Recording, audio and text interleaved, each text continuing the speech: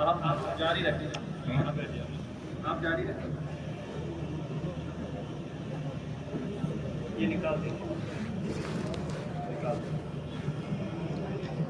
سبحان اللہ والحمد للہ ولا الہ الا اللہ واللہ اکبر ولا حول ولا قوة الا باللہ العلی العظیم والصلاة والسلام على سید الانبیاء والمرسلین وآلہ الطیبین الطاہرین واصحابہ ہداة اقوام الدین۔ اما بعد،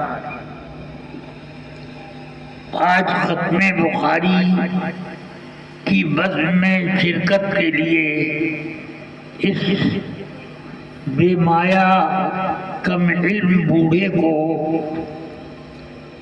مدعو کیا گیا ہے۔ بڑھاپا ہزار بیماریوں کے ساتھ علم کی تقلیل کا ایک مضبوط سہارا بن جاتا ہے، اور وہی حال کچھ میرا بھی ہو رہا ہے۔ اب مجھے حکم دیا گیا اپنے احباب و اصحاب کی پشت پناہی میں مجھے امید ہے کہ میں کچھ عرض کر سکوں گا۔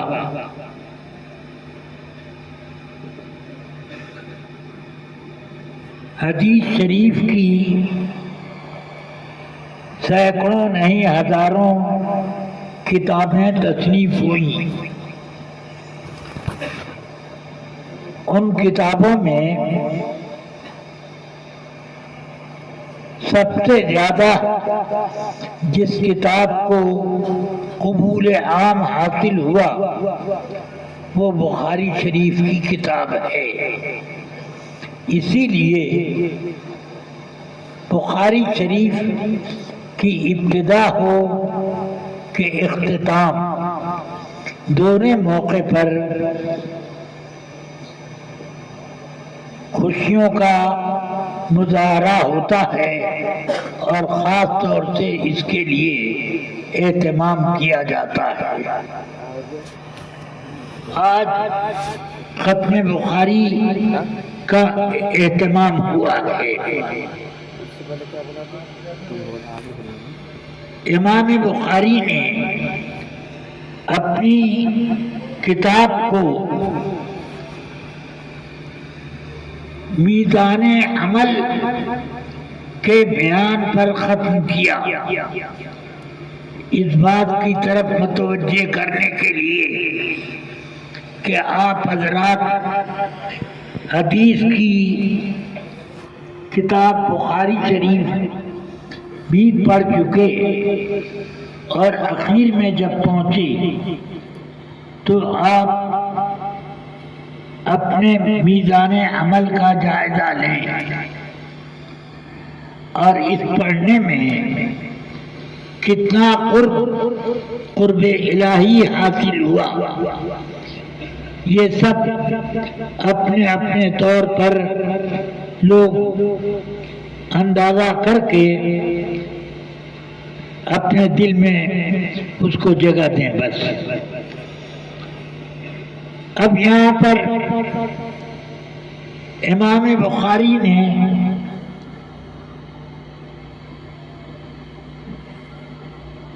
حدیث میزان پر کتاب کا اختتام کیا، اسی مناسبت سے ایک آیت کو ترجمۃ الباب کا درجہ آپ نے دیا۔ فرمایا کہ اللہ عز و جل کا ارشاد ہے وَنَضَعُ الْمَوَازِينَ الْقِسْطَ لِيَوْمِ الْقِيَامَةِ، ہم میزان قائم کریں گے عدل نافذ کرنے کے لیے قیامت کے دن۔ اس سے ظاہر یہ ہوتا ہے کہ میزان ایک نہ ہوگی بلکہ میزان عمل کی تعداد کثیر ہوگی۔ اسی لیے تو قرآن میں نضع الموازین کہا گیا، لیکن ایک تعبیر یہ بھی کی گئی کہ کثرت عمل کی وجہ سے موازین کہا گیا کہ اعمال ہر طرح کے، خواہ وہ اعمال قلوب ہوں اور اعمال جوارح ہوں یا اعمال لسان ہوں، سب کے سب اعمال وزن کیے جائیں گے۔ تو جب ہر طرح کا عمل وزن کیا جائے گا تو ہر وزن میں اس میزان کا ایک نام ہوگا کہ اس نے اقوال وزن کیے، افعال وزن کیے، افعال قلوب وزن کیے، افکار اور تصدیقات و تصورات سب کا عمل ہوا۔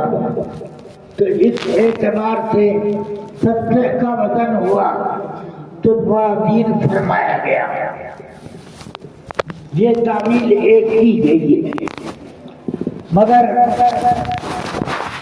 میں اس سے انکار نہیں کر سکتا کہ میزان عمل متعدد اور مختلف ہوں، کہ کسی میزان عمل سے آدمی کی فکر کو وزن کیا جائے، کسی سے اقوال کا وزن کیا جائے، کسی سے افعال کا وزن کیا جائے، اور افعال بھی مختلف انواع کے ہیں، افعال قلوب بھی ہیں، افعال جوارح بھی ہیں، اور وہ افعال بھی ہیں کہ اقوال کے خانے میں داخل کیے جاتے ہیں۔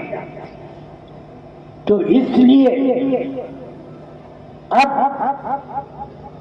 وہ جو سب کا وزن ہونا ہے تو اس کثرت اوزان کے اعتبار سے اس کو میزان کو تعدد میزان کے درجے میں رکھا گیا، یا یہ کہ ہر ایک طرح کے عمل کے لیے ایک الگ میزان ہوگا، اقوال الگ میزان پر وزن ہوں گے، اور افعال قلوب الگ میزان پر، افعال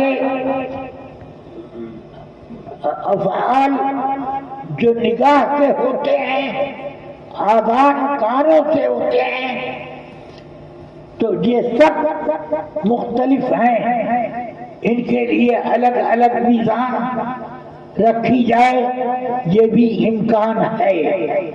اور یہ بھی امکان ہے کہ ایک ہی میزان ہر طرح کا وزن لے لیتی ہو۔ ایسا نہیں ہے کہ گرمی کا وزن لینے کے لیے تھرمامیٹر اور کسی چیز کا وزن لینے کے لیے بٹکھرے والی ترازو، آدمیوں کی گفتگو کا وزن کرنے کے لیے عقل و فکر کی ترازو، یہ سب مختلف چیزیں ہیں، مختلف میزانیں اس کے لیے ہیں۔ تو یہ موازین اس اعتبار سے بھی ہو سکتے ہیں کہ قیامت کے دن آدمیوں کی فکر کے لیے ایک میزان کہ افکار کا وزن کیا جائے، افعال قلوب کا وزن کیا جائے، افعال جوارح میں ہر جارحہ کا عمل الگ الگ، کام کا الگ میزان، آنکھ کا الگ میزان، زبان کا الگ میزان، زبان سے مراد اقوال، تو یہ سب الگ الگ میزان اللہ قائم فرمائے، یہ بھی ممکن ہے۔ سمجھ میں آ رہی ہے بات؟ تو اس لیے موازین کہا گیا، وَنَضَعُ الْمَوَازِينَ الْقِسْطَ لِيَوْمِ الْقِيَامَةِ، اور یہ بھی ہے کہ ایک ہی میزان مختلف عمل کر رہا ہے تو اس کو متعدد کے حکم میں رکھ کر جمع کے صیغے سے استعمال موازین کہا گیا، یہ بھی امکان ہے۔ بہرحال جو بھی صورت ہو، ہمیں اس پہ زیادہ پخ نکالنے کی کوئی حاجت نہیں۔ اب قرآن پاک میں اللہ نے فرمایا وَنَضَعُ الْمَوَازِينَ الْقِسْطَ لِيَوْمِ الْقِيَامَةِ، ہم میزان قائم فرمائیں گے قیامت کے دن، القسط عدل قائم کرنے کے لیے، نضع کا مفعول لہ ہے القسط، کہ میزان عمل کس لیے قائم کی جائے، تاکہ عدل قائم کیا جائے، یعنی عدل کا مظاہرہ کیا جائے۔ اللہ کو عدل کر کے جاننے کی کوئی ضرورت نہیں، پاک ہے میرا رب اس بات سے کہ اس کا علم کسی چیز کا نتیجہ ہو، کسی عمل کا نتیجہ ہو، یہ نہیں، بلکہ یہاں اظہار مقصود ہے۔ سمجھ میں آیا؟ تو یہ اظہار کے لیے جیسے قرآن مجید میں فرمایا، علم کا فرمایا لنعلم، ہم نے ایسا اس لیے کیا کہ ہم اظہار علم کریں، یہ نہیں کہ ہم جان لیں۔ اللہ تعالی ازل سے ہر شے کا علم رکھتا ہے، اس کے علم کا کوئی اول آخر متعین کرنا یہ بالکل غلط ہے، وہ ہمیشہ سے ہے، اور اس کا علم بھی دائمی ہمیشہ سے ہے۔ چلیے اب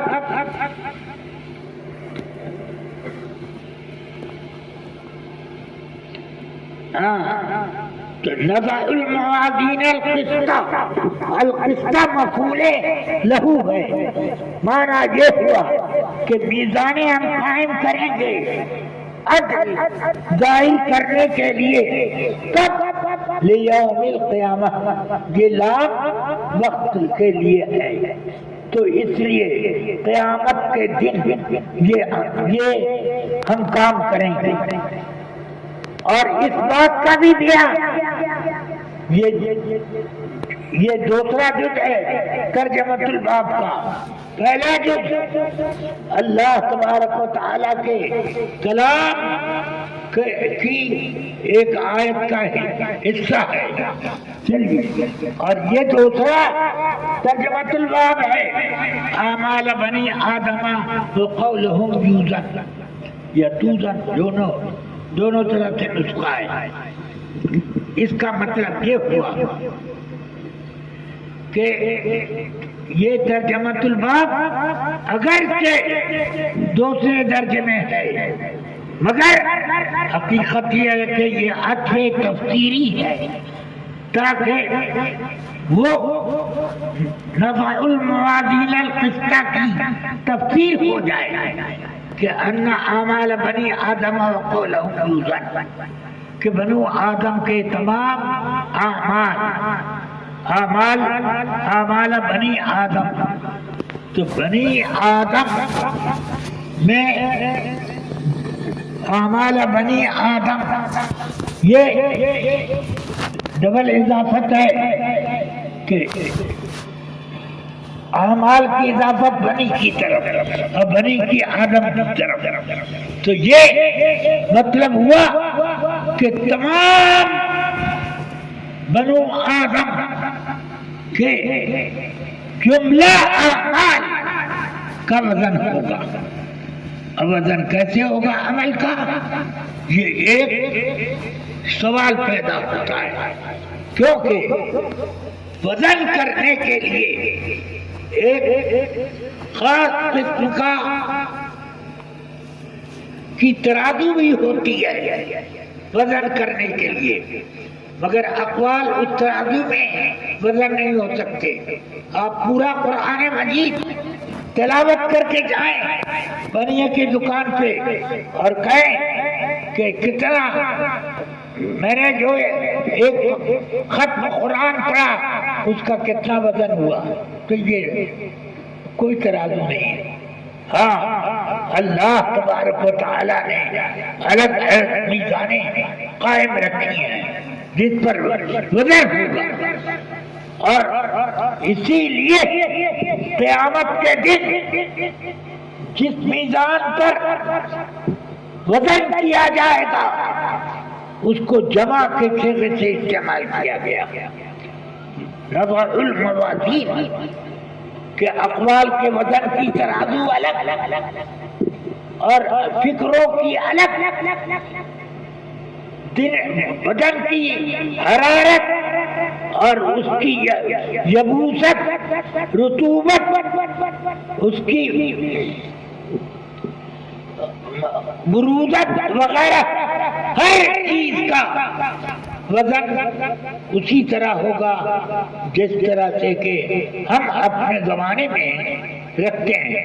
جب حرارت اور برودت کا آپ کو جب وزن موازنہ کرنا ہوتا ہے تھرمامیٹر لاتے ہیں، ایک الگ ترازو اس کی ہوئی وزن کرنے کی. اسی طرح کتنی یبوست ہے اور کتنی رطوبت ہے اس کے لیے بھی پیمانہ بنایا گیا ہے سائنس میں، اور اسی طرح اور بھی چیزیں ہیں، تو وہ سب ہے الگ الگ. تو یہ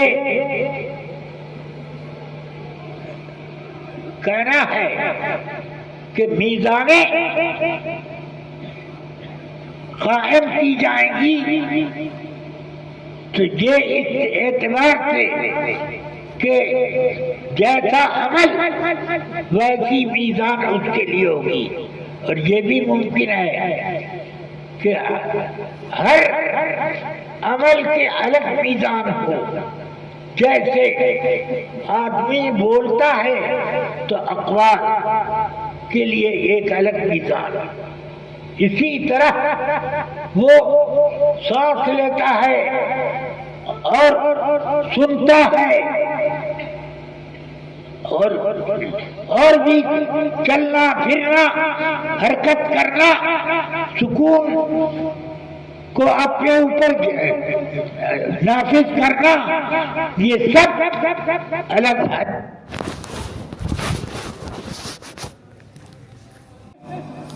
یہ متضاد المعنی عربی میں کچھ لفظ ایسے ہیں کہ جو متضاد المعنی ہیں، جیسے بلا،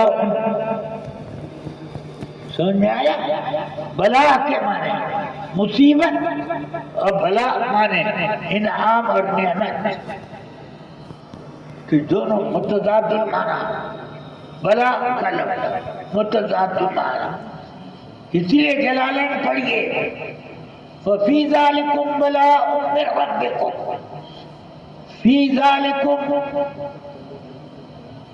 کا مشار الیہ ذکر کیا، اس کے بعد کا بلاء تو انعام اور مصیبت، دونوں تفسیر وہاں پر تھی.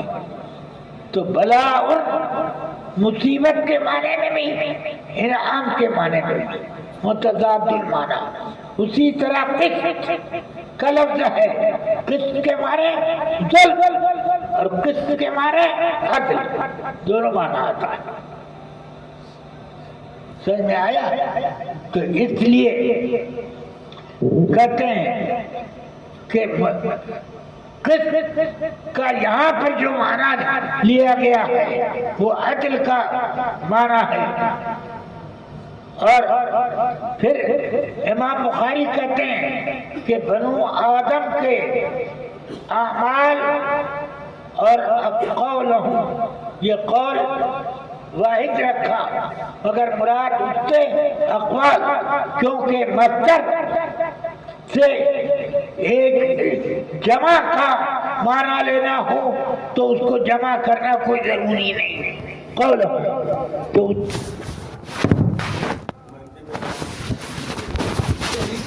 ہیٹر بند کر دینا.